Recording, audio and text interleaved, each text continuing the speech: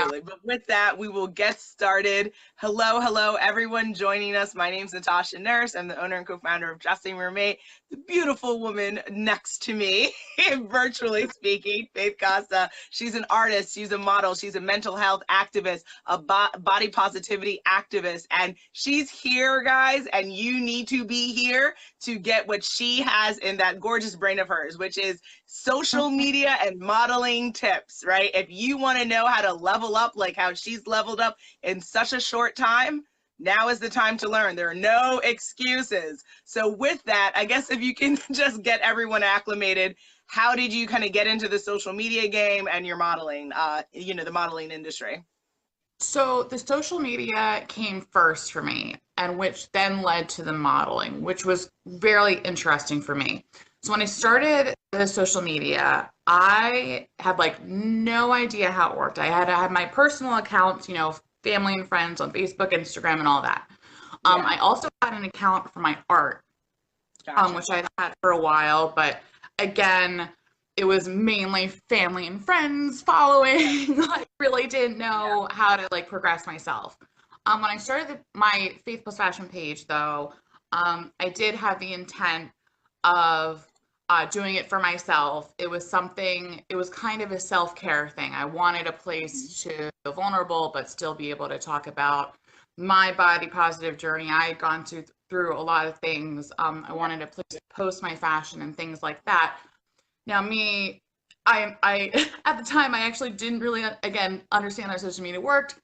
And so after a week, I ended up getting over 1,000 followers because I was using hashtags, because I was talking in depthly, because I was very open.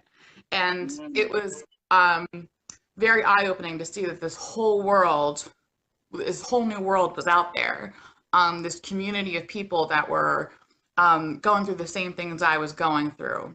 So with that, I continued. I started to do more, and it was all for myself. It was all about my messages and my thoughts and my feelings and my clothes and styling and things like that. So with that, my page began to grow because I was, I believe, very authentic.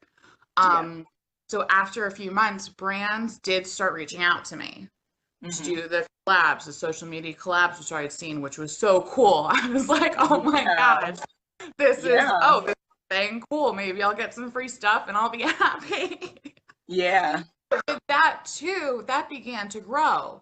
So I began then to see a lot of, so in my industry, which is the plus size fashion industry, which is things that I began to really almost to see myself in the community and to wonder how I could fit in more, to find my place, to make a name, to do it because I loved it so much. And I wanted to figure out how I could potentially make this a thing. So I ended up entering a model search contest just to see how the process worked. I did end up winning, and with that, I jump-started I talked to Natasha with Dressing Room 8, and we really had a plan. We made, short-term goals, long-term goals, and I really, it's been I would say 2 years since it's been like serious with the modeling and everything. And it takes time and passion, and if I can do it with no intent in the first place, anyone can do it. Absolutely. I love that. So guys, are you understanding? She didn't come into the space with a degree in it. She didn't know, right? She had to learn along the way, but she had the intention of being her authentic self. And that's what's seen her through her success, right? So take notes, guys. Okay, so now we'll break it apart. First, let's talk about social media. When you said there were things that you had to know. So can you talk a little bit about like the hashtags? A lot of people struggle with understanding what are hashtags that you are like your go-to hashtags and other like things with social media, whether it's the posting, when you post, all of that, that's important for you. So the hashtags were major for me. And it's actually funny now, I have actually a few friends who are trying to develop themselves as well on social media, but they do completely different things, okay? So I've been trying to help them with using the same tactics that I've used for myself, but in their field, right? So it's music, comedy, whatever it is. as their passion, as their craft. So Gotcha. something that with the hashtag specifically, was literally searching through hashtags and following people, following the people who were doing the things that I loved, who I admired, I were inspired by, and looking at their hashtags that they would use and clicking on them. And you can see the entire community in the world using that and talking about things. So for me, when I post about fashion, it's hashtag plus size fashion, hashtag plus model mag, hashtag, it's those kinds of things that are in that that topic, you know what I mean? Yeah. Like hashtags are topics that you can that are searchable, I would say, in a basic sense. But also movements. So hashtag F your beauty standards, celebrate my size, big and blunt, be in your skin. Like these are, and they're all developed by people or brands that I personally love and support. Yes. And me using those hashtags puts me into that community, gets me seen, gets me the ability to see other people so that we can continue doing what we're doing. Absolutely. Finding hashtags that are, true to you and that you would like and that you support are huge. Yeah. And use for every single post. Don't be afraid. Everyone does it. I have a copy and pasted list of the main hashtags that I add in any ones that pertain to that particular post. If I'm doing makeup, it's hashtag of the day. It's winged liner. It's whatever it is. Yeah. Talking about my body positive stuff. It's hashtag body positive. It's hashtag self-love, women's empowerment, feminism, all of these things. There's the hashtags for anything, and then you can really, connect with the world. And I think that's really important. Smart. As far as timing of posting, in the beginning, I had zero concept of that. Zero concept time of posting. I would post just whenever I wanted to. Now I am a little bit more conscientious of it, especially because, as we all know, the algorithms have changed. It's messing everyone's life up. First world problems, whatever. But you can easily Google best times to post on Instagram, best times to post on Facebook, and you can use that as a guideline, because that's going to be, if you're posting about something and you want people to see it, right? Yeah. So Absolutely.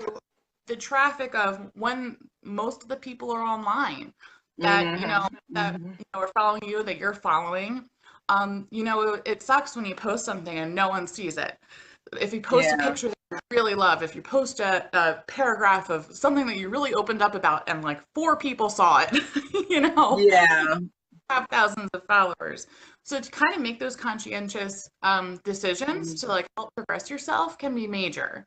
So do that. And they're not cheats. It's not, selling out. It's a business, right? And it's a passion. So you can use these skills to help elevate yourself and progress your career and your passions and your voice. Absolutely. And don't be ashamed to use the hashtags, to post at 5 or 3 o'clock, whatever time, Yeah.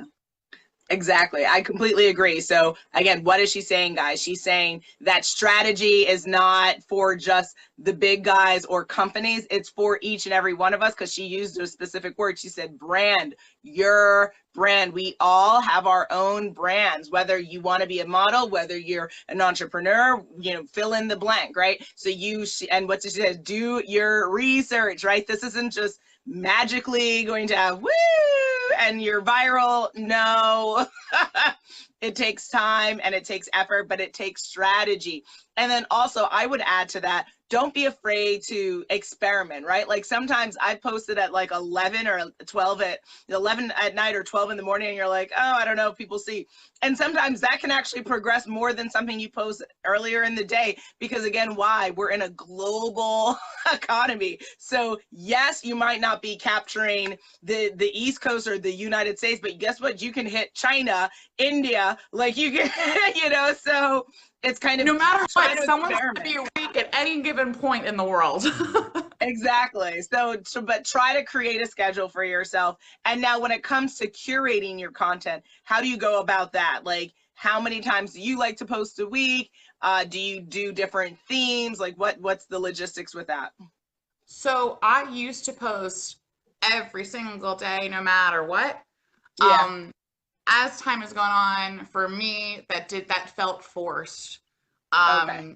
And that wasn't being true to myself. I would be posting things just to post them, and they weren't authentic. They weren't genuine to me, and I didn't like that. So Okay. if I every other day, sometimes I'll post multiple days in a row. Sometimes I will post maybe twice a day if I'm really excited about maybe two separate things. Yeah. However, I'm posting every week, no matter what, at least once, whether Yep. it's on my Insta story, my Facebook, Instagram, Twitter. I am staying interactive almost Gotcha. every day, but in some form. Is it a full Okay. post? Maybe not necessarily, but I am commenting on my friends' posts. I am answering my comments. I am, following new people. So to keep that interaction going, I think is super important. What was the second thing you said? So it was, I know that's so funny. I was saying, so what are My you brain doing from like how frequent, curation of your content. So like, how do you decide like if you're going to do fashion and then maybe like mental health, like how do you put all of that scheduling for yourself? So I do try and make a somewhat buffered schedule. Okay. Again, it's not to a T. Yeah. I know some people are very much so on how their page looks and how keeping things crisp and perfection, and that's not necessarily me. I am okay with posting 2 fashion things in a row. I'm okay with posting 2 makeup things in a row. However, because I do a lot of different things, I want to break it up so that if someone who's following me is following me for my body positive stuff and they see 20 fashion things in a row, they're going to not want to interact with me anymore. I'm not, doing what they followed me in the first place for, which is something that I love. So to find a happy medium of, again, like what you do. And now if you're doing strictly 100,000% fashion, that's okay, but then how are you integrating your different styles or different challenges or things like that, collaborations or campaigns. Now for me, I do, focus on a few different topics. So in addition to my fashion, I do the body positivity, I do the mental health stuff, I do, these speaking things. So for me and my branding and my job, because this is my job, I know that it's beneficial to integrate them at a pace that is accessible to the majority of people. So that no matter what, someone can go on my page and they don't have to go far to find something that's relatable to the things in my bio, Yeah, absolutely. That makes sense. And since you mentioned that, how did you curate your bio? So it's changed over, the 3 years. In the beginning, I don't even remember. Oh my God, I don't even remember what it said. Yeah. But I kind of do it in like the bullet points. So it says, oh my gosh, what does it say? I think I have that I'm an artist first, and then I tag my art page because we are allowed to promote ourselves. Yeah, absolutely. We're allowed to give ourselves shout outs to the other things we do. I have that I'm a plus size model, which is like my next thing. I have that I'm body positive and mental health advocate. I have my website. So it's these main bullet points. Other people have bios and they have, you know, more of sentence like descriptions or witty something. For me, I feel like because I just personally do many different things, it's easier just to list them instead of, because I want someone to be able to come to my page and be able to quickly identify who I am and what I do. Exactly, exactly. So what is she saying, guys? She's saying clarity. When people arrive on your website, on your social, on your IG, on your Facebook, it needs to be crystal clear. Who are you and what do you do and why would you want to follow this person? Why would you want to look into their content? Clarity is the key to effective communication. It's the key to building relationships. So super, super important. Now I'd love to switch gears and talk a little bit about what some of us I think also need to hear, which is what should you not do? So for instance, I'll give you a couple of contexts. So we have a lot going on politically. We have a lot going on even within like the feminist world. We have a lot going on. Maybe you can have stuff going on in your family, right? What are the things that you take out of the social media realm or that you don't feel like matches with your brand? Because I feel like people don't know what they should and should not post about. So I'd love for your thoughts on that. Exactly. So for me and my page that I've developed, the things that I do, people follow me because they know what I stand for, what I represent, what I do. Do I care about politics and things going on in the world? Absolutely. Is that a part of this specific thing that I'm doing? Not necessarily. You know what I mean? So I take that out. That's more private. That's more separate information topics for me personally. If that's a part of your brand, that's fine. However, for me, I know a rule for me is I try my best, though I am a sailor in real life, I try not to curse on my posts too much because I want little girls to be able to follow me. I want parents to follow me. I want there to be as little obstacles in the way of connecting with as many people as possible. You know what I mean? Like I want to be able to have an outreach to as many different people. So I'm going to keep that broad, but again, still genuine to me.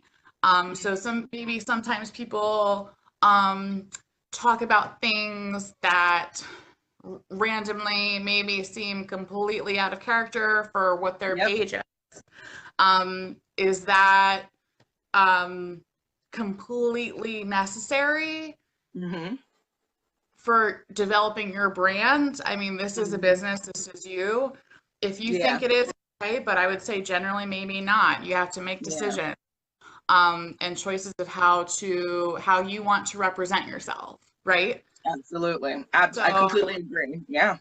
Again, if you type the way that you talk and like if I want to curse and whatever, okay, but I have to know that I'm going to be put in a box that says maybe I am not child friendly in my content or something, and you have to accept those things, right? But absolutely. Online, you have to be able to be confident in what you're saying and what you're putting out there because it's on the internet and it's going to be there forever. Exactly. So exactly. Make sure that you're posting something now that you're going to still be behind in a year, 5 years, 10 years. Absolutely. It's interesting that you raised that point because at first when I started Dressing Room Mate, and again, just for anyone who's not aware, it's a coaching and consulting platform for women entrepreneurs, women creatives, and it's all about using the power of entrepreneurship, using fashion, using positive mindset techniques to excel in your life, whether it's your personal life, your career. And at first I wasn't necessarily I wanted to keep everything PG and because you don't want to ostracize a certain group or take away a certain group. But then as I've grown into my womanhood and my feminism and things like that, I'm okay. I'm okay if the F word bomb slips or if I say shit or bull or, but you're absolutely right. You have to own that because maybe that means, that you won't be doing a Sesame Street skit. But then again, I think that we've seen different people maybe even go on Sesame and they curse at some point in their life. So I think you have to, I think I like that you said, as long as you own your the consequence of what you're saying and what you're doing, then you got to stand by it though. Yeah, she's absolutely right, guys. Nothing goes away on the internet. So you have to be okay with it 1 minute from now, 200 years from now. Like you've got to live by it. Now, I would say, I guess I would love, before we get to the modeling pieces, what would you say has surprised you the most when it comes to the social media and like all the positive embracement of you and your platform and the growth of it? The fact that I'm surprised about it. I didn't know that it would be so well received at all. Again, like when I first started my page, the whole joke was that I didn't want any followers. I didn't understand. I thought it would be private kind of a page, even though it'd be public, kind of like a journal, and the fact that immediately I got such positive feedback was shocking. However, I know for a fact, and it's very unfortunate, that a lot of other people that are doing similar things that I'm doing do not get that all the time. So I have been very lucky. I've been very, very lucky. I get very, very few trolls, very few hate messages. And I don't focus on them because it's about the positivity. My thing is that I'm putting positivity in the world, right? I am working to do good. So if you are doing that, you will get good back, right? I mean, hello, law of attraction thing, right? I mean, yes, it is. Now, if you're getting hate, maybe if it's difficult to start, maybe that's, again, you're adjusting, you're getting used to it. You're figuring out your groove, and that's okay. And again, you're not going to please everyone all the time. That's impossible. That's an unrealistic expectation that you're going to get 100% positive people and messages for the rest of your life. That's not going to happen. I guarantee you that. At some point, someone will say something mean and dumb and that isn't even relevant to you, and you're going to have to just move on. Yeah, absolutely. But exactly. Focus on the positivity, and I think that's for me, because I've worked really hard to be a positive influence and to be kind and with my messages and things like that, that's why I do get that positivity in return. So if you're on the internet and you're maybe angry all the time and you're, again, maybe saying the things that, maybe aren't necessarily business savvy or things like that, maybe you're going to get it's going to be a little bit more difficult, but that's okay. And that's your journey, right? So you put out what you get. You're not going to get what you put out all the time, and that's okay. But appreciate and know that positivity and the good followers and the good people and the people that will support you, that and around the world that will soon know you is valid. Absolutely. And I would add to that is that there's a group for everyone. Ironically, there's a lot of people you'll find out here in the ether or the internet who will love that negative, I won't say her name, but everyone knows the deer types of videos like she does, right? And people will so because we're hardwired to be negative, there are a group of people who will just love the negative talk, the negative evisceration of others, the cat calling. There's a space everywhere in the internet and the world for that. But I agree with you. You have to decide what type of message are you formulating and putting out and distributing to the world. And can you be consistent, right? That's what Faith's saying. Can you use strategy? Can you put in the hard work? And also be realistic in that, will everything you post be seen by 1 million people? Most likely not. But it doesn't mean that you don't keep trying. It doesn't mean that you don't start to see how you can improve. And I guess that would be my last question before we get to modeling. What are you doing to constantly improve your craft and understand social media on a greater, deeper level? I feel like something that you said earlier was that it's trying new things and making changes and experimenting and and things like that. I feel like I am constantly doing that, though I am in a more of a routine. I do Yeah. constantly, try to post at different times, try and talk about different things, still though genuine into myself. And I think that also is keeping Yeah. me in my head more on top of things and able to progress because the world is constantly Yes. changing and so am I, right?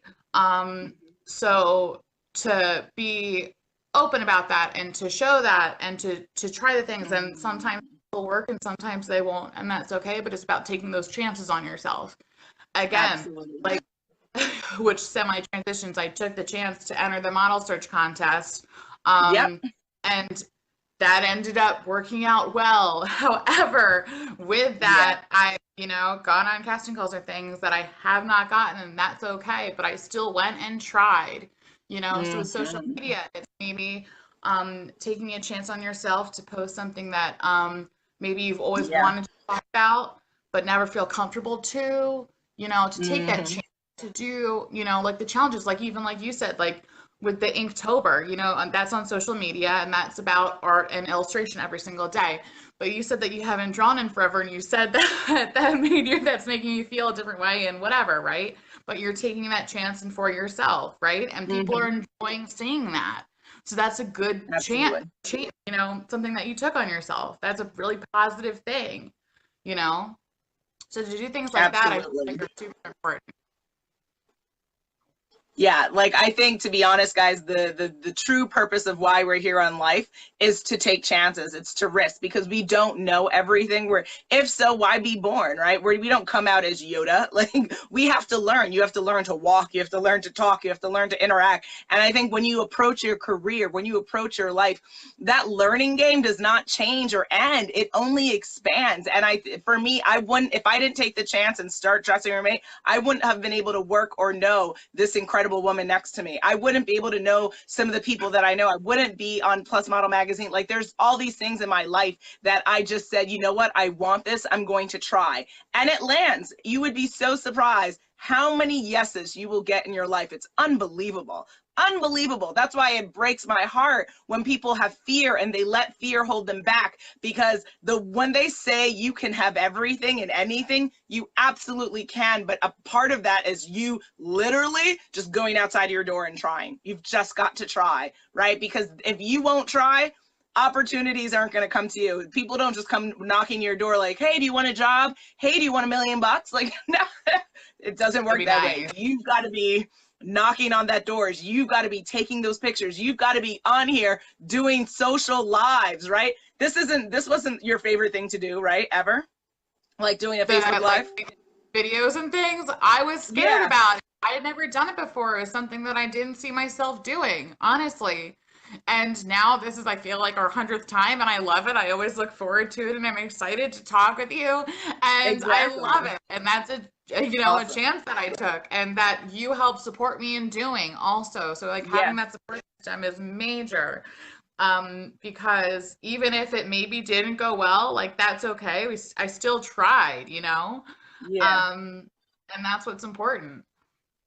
Absolutely. Exactly. Because why do people do lives like this? Just as a quick reminder, if you want to get into public speaking, if you want to be asked to be a panelist, you've got to build a portfolio of work that when people say, oh, well, what public speaking, what have you done? You can't say like, I thought about it. No, like you can say there's a whole stream of online content that I produce. I was a part of this event, right? It's all a part of that working portfolio that we're building. And yes, she's a model and she's an artist and she's an activist, but does it mean that she couldn't be paid to be a public speaker? Of course not. It doesn't mean that. So that's why you try. That's why you push, even when there's a moment of uncomfortability, because that is where you'll see the greatest growth for yourself. So with that, just a couple of questions on modeling. You shared with everyone how you got started. If you missed that, y'all know what you need to do. You need to rewatch this from the beginning and get your life, and you'll know how she got started. But I'd love for you to talk a little bit, since I did mention fears. What were the biggest fears you had to overcome to model and put pictures of yourself of maybe, you weren't necessarily always comfortable posing like that before? Yeah, there was a lot of fear. There was a lot of questions also. With modeling specifically, the act of actually modeling, the skill of actually modeling, I had zero knowledge of. Yeah. I had two poses. I had hand on this hip and hand on this hip, and that's it. So the fear of not knowing what I'm doing or looking like I'm not knowing what I'm doing was major. However, how do you get past that? You practice and you try, you know. So for me, it was a lot of practice. And again, it was following people that I admired. It was looking at images and of women and of models that I really liked and recreating those poses and those images. Fear of not, especially for me, because I'm technically like, I always think that I'm like some like alternative model because I don't fit in the typical plus model box, even though I feel like I should be exactly the box of the plus size model. Yeah, exactly. I am for some reason in a different category for some reason. So that fear of not knowing exactly where I would fit in, if I would get work, if it would even go anywhere, you know, and the other thing was if I would enjoy it. So my first photo shoot, so with that contest that I went, and to be honest, it was a bit of a traumatic day. My friends know, my family know. It was kind of, again, not the best. However, I had in my gut that that's not how it was supposed to be, typically. I tried again. I knew that I loved the people. I knew that I loved the brand. I knew that I loved the concept of what we were doing. However, maybe other things went wrong. So I knew that that wasn't the only way that this was supposed to happen. That's not how all photo shoots go. That's not how all these things worked. But I had to learn that by putting myself in the other situations, by trying new things, by going to events, by meeting people, by putting myself in the community, by speaking with other models, by asking questions. These are all things that are really important. Natasha, because you, I would say, pretty much held my hand through almost every step of this process of my life with me and taught me so much. But using a dressing room 8 as a foundation, as a way to learn, is major. So finding something like that for yourself, in any facet of what you do is huge. So expectations fears are going to happen. You might think it's going to happen one way, it'll probably happen another. But going in and knowing that it's not going to be a beautiful, perfect walk in the park, you have to know that. Have I maybe gotten an easier start than I would say most people? Yes. I know, been very, very lucky. At the beginning, I did feel like things were handed to me. I did feel that way, but I know it's because of all the work I had done that I didn't even realize work at that time. So, you know, and then it becomes a process. You put your mind, heart, body, soul into it, and it's scary and it's new. And you have to expect the unexpected. You have to try things that you never thought you could try. And as long as you're doing it with good intent, and as long as you're enjoying it, and as long as it's something that you truly love, it's worth it. All the pain, blood, sweat, tears, anxiety is so worth it. I promise you. Absolutely. So guys, what is she saying? Is she saying modeling super easy? All you have to do is just be pretty and stand? Of course not. There's a lot that goes into it. Actually, I have a couple of quotes I'd love to go over quickly with you just to hear your thoughts on it. And we can start with modeling. So for instance, Tyra Banks once said, "Beauty's easy. Modeling is not just about being pretty." right? So what is she saying? Yeah. She's saying that it takes more. You all have watched America's Top Model. There's a lot, right? You can be shooting for hours on end.